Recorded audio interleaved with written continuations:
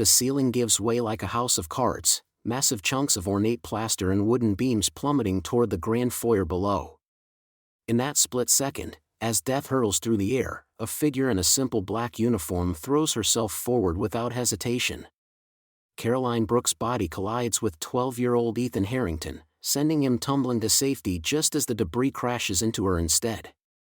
The sickening thud echoes through the mansion as dust clouds everything in sight.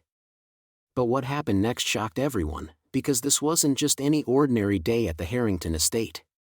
Let me take you back 6 hours earlier, when Caroline was doing what she'd done every morning for the past 3 years, polishing the marble floors of America's most powerful family's home. The Harrington mansion stretched across 47 rooms in the heart of Manhattan's Upper East Side, each one worth more than most people see in a lifetime. "Caroline, the breakfast china needs to be spotless," Mrs. Victoria Harrington called out, her voice carrying the kind of authority that comes with generational wealth. "The senator is joining us this morning." "Yes, ma'am," Caroline replied, her hands already reaching for the delicate porcelain.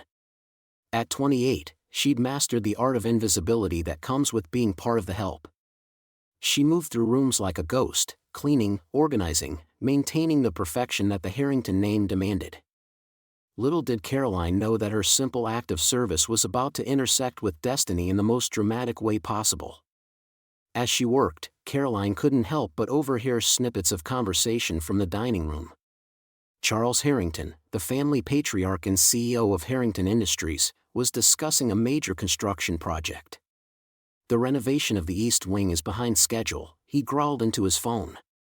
"I don't care what it costs, get it done." Caroline had noticed the construction workers coming and going for weeks now.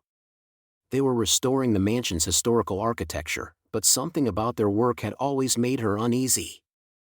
The way the scaffolding shook when workers climbed it. The dust that seemed to settle in strange patterns. The subtle vibrations she felt through the floors. "Caroline." Ethan's voice rang out from the breakfast room. Unlike his parents, the boy had never treated her like she was invisible. "Did you see the new PlayStation game I got? It's about superheroes who save people." She smiled genuinely for the first time that morning. "That sounds exciting, Mr. Ethan. Maybe someday you'll be a hero too." "I doubt it," he laughed. "I'm just a kid. Heroes are supposed to be strong and brave." This decision would change everything, because Caroline was about to show him that heroes come in all forms. The morning progressed normally until Caroline began cleaning the grand foyer, the mansion's crown jewel with its soaring 30-foot ceilings and crystal chandelier that had once belonged to French royalty. As she worked, she noticed something that made her blood run cold. Tiny fragments of plaster were scattered across the freshly cleaned floor. She looked up, squinting at the ornate ceiling. Were those cracks? "That's odd," she whispered to herself, setting down her cleaning supplies. The hairline fractures spider-webbed across the decorative molding, almost invisible unless you knew where to look. Just then, Ethan bounded into the foyer, his backpack slung over his shoulder. "Caroline. Mom says I can't have cookies before school, but you always know where she hides the good ones." Caroline's attention was split between the boy's request and the growing sense of dread crawling up her spine.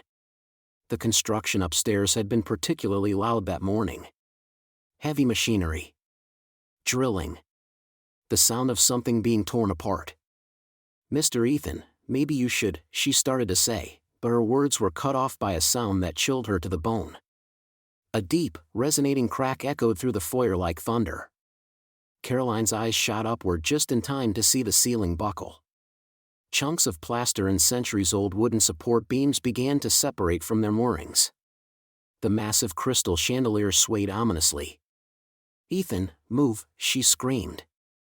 But the real shock was still coming, because in that moment of pure terror, Caroline didn't think about her own safety, her modest salary, or the fact that she was just the help. She saw a child in danger, and every maternal instinct she'd buried since losing her own chance at motherhood 5 years ago exploded to the surface. Time slowed to a crawl as Caroline's feet found purchase on the slippery marble floor. The ceiling continued its catastrophic collapse above them, a deadly avalanche of debris that would crush anything in its path. Ethan stood frozen, his young mind unable to process the mortal danger plummeting toward him. Caroline's body moved before her mind could second-guess the decision. She launched herself across the foyer with a velocity born of desperation, her arms outstretched to shield the boy who had shown her more kindness in 3 years than most people had in her entire life. As she collided with Ethan, sending him sliding to safety behind a marble pillar, Caroline felt the first piece of debris strike her shoulder. The pain was immediate and excruciating, but it was nothing compared to what came next. The chandelier, all 2,000 pounds of it, broke free from its mounting and accelerated earthward like a glittering meteor of destruction. Caroline looked up one final time, meeting the crystal's deadly beauty with eyes full of acceptance rather than fear. The impact shook the entire mansion, rattling windows 3 floors away and sending the household staff running toward the source of the catastrophe. In the sudden silence that followed, as dust motes danced in shafts of sunlight streaming through the tall windows, a single sound could be heard. A child's voice, calling out through tears, "Caroline? Caroline." But as the dust began to settle and the magnitude of what had just occurred became clear, something peculiar caught Ethan's attention. Among the debris and destruction, partially hidden beneath a fallen beam, was an old photograph that had apparently been hidden in the ceiling for decades. A photograph that would change everything they thought they knew about Caroline Brooks. The image showed a young woman in an elegant white dress, standing beside Charles Harrington's father at what appeared to be a formal event. The woman in the photograph looked remarkably like Caroline, but that was impossible. Wasn't it? As footsteps thundered toward the foyer and voices shouted for help, Caroline's eyes fluttered open just long enough to see the photograph lying inches from her face. Her expression shifted from pain to something much more complex, recognition, fear, and a secret she'd carried for longer than anyone could imagine. The last thing she saw before darkness claimed her was Ethan's small hand reaching for the mysterious photograph, and she whispered a single word that would haunt everyone who heard it: "No." The crack echoes through the mansion like thunder, and suddenly the world explodes into chaos. Dust billows everywhere as chunks of ornate ceiling plaster crash down, sending the Harrington family scrambling for cover. Through the settling haze, Caroline lies motionless beneath a pile of debris, her dark uniform now gray with dust. "Caroline." Ethan's voice pierces the silence as he crawls toward her, his young face streaked with tears and plaster. She stirs, groaning softly, her brown eyes fluttering open to meet his worried gaze. "I'm okay, baby," she whispers, her voice hoarse but steady. "Are you hurt?" The irony isn't lost on anyone present. The woman they'd barely acknowledged moments before had just risked everything for their child. Charles Harrington stands frozen, his expensive suit covered in dust, staring at the scene with something resembling shame flickering across his features. But this is just the beginning of Caroline's troubles. Within hours, someone's phone video of the incident goes viral. The footage shows Caroline's split-second decision to shield Ethan, her body absorbing the impact that could have seriously injured or killed the boy. The caption reads, "Hero Maid saves billionaire's son." Caroline sits in her tiny studio apartment that evening, her shoulder wrapped in bandages, scrolling through thousands of comments on her phone. Her hands shake, not from pain, but from overwhelm. The attention feels suffocating. "Mama's gonna be okay," she whispers to the framed photo beside her bed, showing an elderly woman in a hospital gown. Caroline's mother, Gloria, has been battling kidney disease for 3 years. Every dollar Caroline earns goes toward her treatment at the county hospital. Now reporters are calling. Strangers are showing up at her building. Someone even offered to buy her story for a television movie. "I just want to work and take care of Mama," Caroline tells her reflection in the bathroom mirror. "I never asked for any of this." The next morning brings more chaos. Paparazzi camp outside the Harrington mansion, shouting questions as Caroline tries to enter through the service entrance. Inside, the household staff buzzes with whispered conversations that stop abruptly when she walks by. Caroline, Mrs. Henderson, the head housekeeper, approaches with unusual gentleness. "The family wants to see you in the main library." Caroline's stomach churns. In 5 years of working here, She's never been summoned to the library, that's sacred Harrington territory, lined with first edition books worth more than her annual salary. The massive oak doors feel heavier than usual as she pushes them open. The entire family sits waiting, Charles behind his imposing desk, his wife Margaret perched elegantly on the leather sofa, and Ethan cross-legged on the Persian rug, building something with his blocks. But you won't believe what happens next, because what Charles Harrington says in this room will change everything Caroline thought she knew about her place in this world. The silence stretches until Charles clears his throat, his usually commanding voice oddly tentative. "Caroline, what you did yesterday." He pauses, seemingly struggling with unfamiliar words. "It's forced us to confront some uncomfortable truths about how we've treated the people who care for our family." Margaret nods, her perfectly manicured hands clasped tightly. "We've been discussing this all night." Caroline remains standing, her heart hammering against her ribs. "Is this where they tell her she's fired for causing a media circus?" "We're prepared to offer you something unprecedented," Charles continues, leaning forward in his chair. "A position that's never existed in this household before." The grandfather clock in the corner seems to tick louder as Caroline waits, unsure whether to feel hopeful or terrified. Charles Harrington takes a deep breath and delivers the words that will shatter everything Caroline believed about her future. The silence that followed Charles Harrington's words hung in the air like smoke. Caroline stood frozen in the doorway of the mahogany-paneled study, still wearing her simple black uniform, her bandaged arm a stark reminder of the debris that had changed everything just hours before. "You want to make me what?" she whispered, her voice barely audible above the grandfather clock's steady ticking. Charles adjusted his gold-rimmed glasses, his weathered hands folded on the massive oak desk. "Our family liaison for charitable endeavors. A permanent position with full benefits, Caroline. You'd oversee our foundation's community outreach programs." But wait, there's something else brewing beneath the surface here, something that would shake everything Caroline thought she knew about her place in this world. Margaret Harrington shifted uncomfortably in her silk chair, her diamond bracelet catching the lamplight. "Charles, I hardly think this is appropriate. She's been with us for only 6 months, and now she's proven herself in ways that matter more than years of service," Ethan interrupted, stepping forward with determination blazing in his eyes. The 12-year-old boy seemed older somehow, changed by the moment when Caroline's body had shielded him from falling plaster and twisted metal. Caroline's heart pounded as she processed the magnitude of what was happening.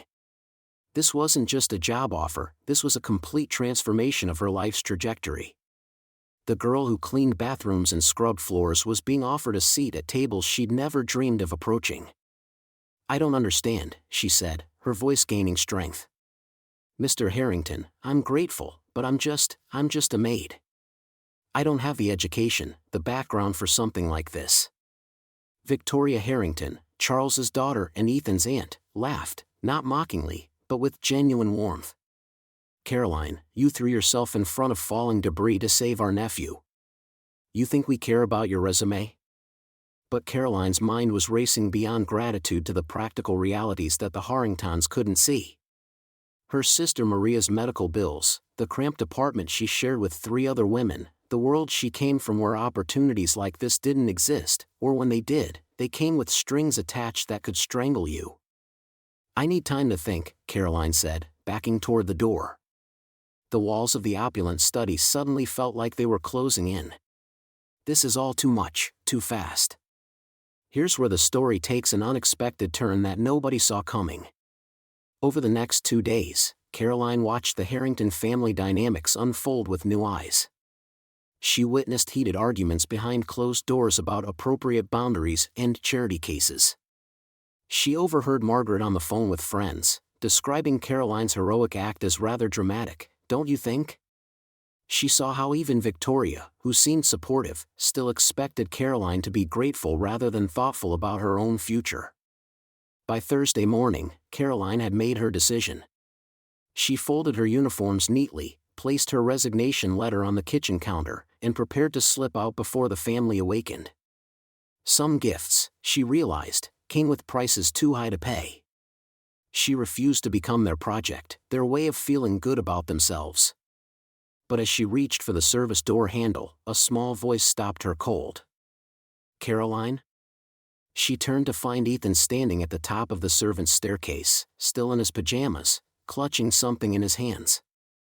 "You weren't going to say goodbye?" His voice cracked with the vulnerability that only children can possess. Caroline's resolve wavered. "Ethan, sweetie, I know what they're all saying," he interrupted, walking slowly down the stairs. "About how we should help you because you helped me. But that's not why I want you to stay." He reached the bottom step and held out what he'd been carrying, a small, leather-bound journal with her name embossed in gold letters.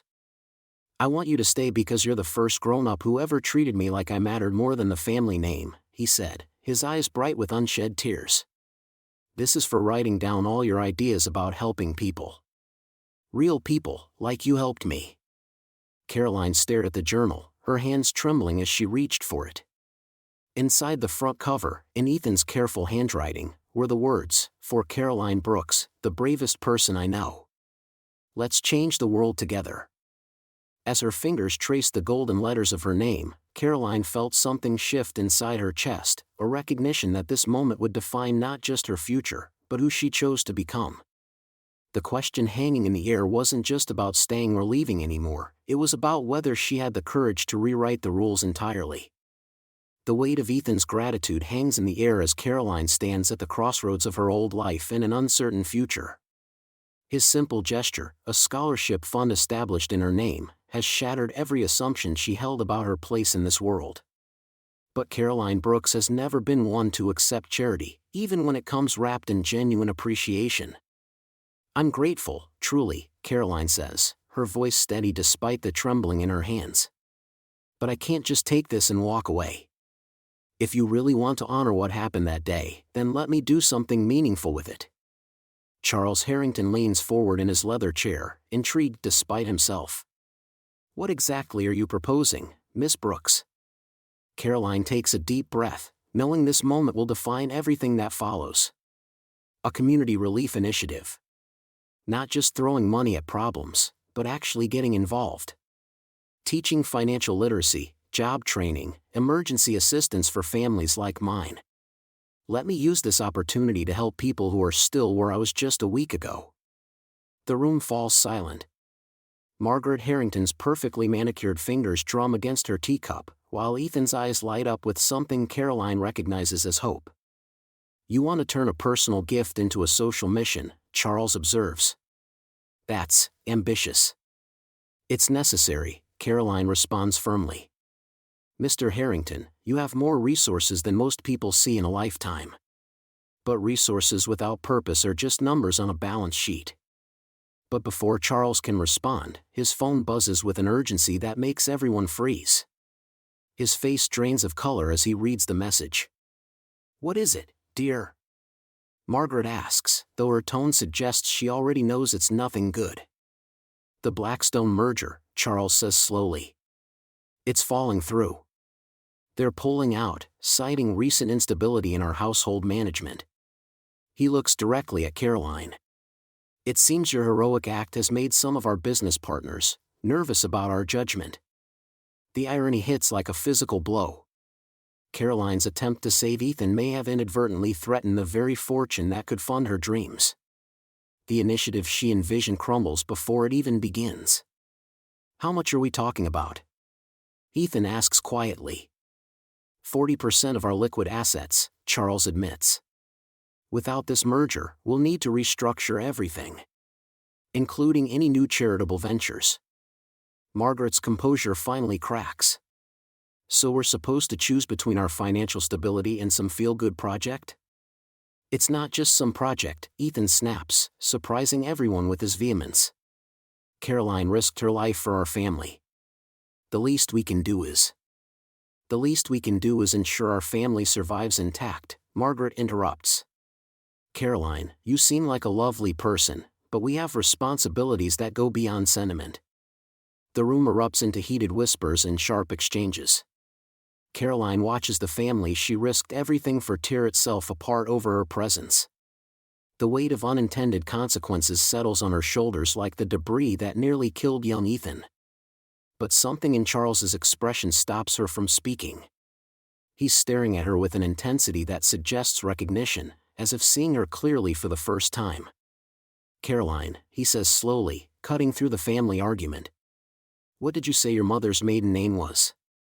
The question seems to come from nowhere, but Caroline answers reflexively. "Morrison. Sarah Morrison." "Why?" Charles's face goes completely white. He reaches for a desk drawer with trembling hands, pulling out a faded photograph that's clearly decades old. When he holds it up, Caroline gasps. The woman in the photo could be her twin, standing beside a younger version of Charles Harrington himself. "Sarah Morrison," Charles whispers. "She worked for my father 30 years ago. Before she disappeared without explanation, she saved my life during a house fire." His eyes meet Caroline's, and the truth begins to crystallize. She was pregnant when she left. The photograph trembles between them as 3 generations of secrets threaten to reshape everything they thought they knew about courage, loyalty, and family. The room falls silent as Charles Harrington pulls out a weathered photograph from his desk drawer, his hands trembling slightly. Caroline gasps as she recognizes the woman in the image, her own grandmother, standing beside a younger Charles in front of the very mansion where she now works. "Your grandmother, Maria Santos, saved my life when I was Ethan's age," Charles says, his voice thick with emotion. "A fire broke out in the servants' quarters during a winter storm. She could have escaped, but she came back for me when my own father was traveling. I never forgot that act of courage." Caroline's eyes fill with tears as the pieces fall into place. "She never told me. She only said she worked for a kind family who helped put her through nursing school. I funded her education as a small token of gratitude, but it never felt like enough," Charles continues. "When I saw your application 3 years ago, I recognized the name immediately. I wanted to give you the same opportunities, but I was too proud, too focused on maintaining distance to properly honor what your family did for mine." Ethan, still recovering from his injuries, reaches for Caroline's hand. "So when you threw yourself over me, you were doing exactly what your grandmother did for grandfather. It's like history repeating itself, but this time, we won't make the same mistakes." The revelation transforms everything. The media storm that once felt overwhelming now becomes a powerful platform for change. Caroline's Community Relief Initiative, initially met with skepticism, receives full backing from the Harrington Foundation. But more importantly, it receives something money can't buy: genuine family support. 6 months later, the Caroline Santos Community Center opens its doors in the neighborhood where she grew up. Named after both Caroline and her grandmother, it provides job training, childcare, and emergency assistance to families in need. Caroline stands at the podium during the opening ceremony, no longer the timid maid who once avoided eye contact in the mansion's hallways. "My grandmother taught me that courage isn't the absence of fear," she tells the crowd of community members, donors, and journalists. "It's acting with love despite that fear. When I saw that ceiling collapsing, I didn't think about the consequences. I just knew that protecting Ethan was the right thing to do." Charles approaches the microphone, his transformation equally remarkable. The distant patriarch who once barely acknowledged the staff now speaks with humility and purpose. "Caroline reminded our family that true wealth isn't measured in bank accounts or stock portfolios. It's measured in the lives we touch and the courage we show when it matters most." The center's impact spreads rapidly. Local businesses partner to provide job placements. Families who once struggled find stability through the programs Caroline designed. Most surprisingly, other wealthy families in the city begin reaching out, inspired to create similar initiatives in their communities. Ethan, fully recovered and working alongside Caroline, has discovered a passion for social entrepreneurship that his business school education never ignited. "Before the accident, I was just going through the motions, following a path someone else laid out for me," he admits during an interview at the center. "Caroline didn't just save my life that day, she saved my purpose." The Harrington family dinners, once formal affairs conducted in stiff silence, now buzz with animated discussions about the center's latest successes. Caroline joins them regularly, not as an employee, but as the family member she's always been, even when none of them realized it. As autumn arrives, Caroline walks through the mansion's gardens with Maria's old photograph in her hand. She can almost hear her grandmother's voice whispering approval. The scared young woman who once scrubbed these floors in isolation has become a bridge between worlds, proving that heroism often comes from the most unexpected places. The final scene shows Caroline teaching a job skills class at the center. Among her students sits a young mother who reminds her of herself 3 years ago, determined, hard-working, but limited by circumstances beyond her control. As Caroline shares her story, she sees recognition dawn in the woman's eyes, the same spark of possibility that Charles once saw in her grandmother. Remember, Caroline tells her students, we all have the power to change someone's life. Sometimes it's through grand gestures, but more often, it's through small acts of daily courage and kindness. The camera pulls back to show the bustling center, filled with hope and transformation. As Caroline's voice continues, the question isn't whether you'll have opportunities to make a difference. The question is whether you'll be ready when those moments arrive. This is more than a story about one woman's heroic act, it's a reminder that courage lives within all of us, waiting for the moment when we choose love over fear, action over hesitation, and service over self-preservation. What moment of courage is waiting for you to answer its call?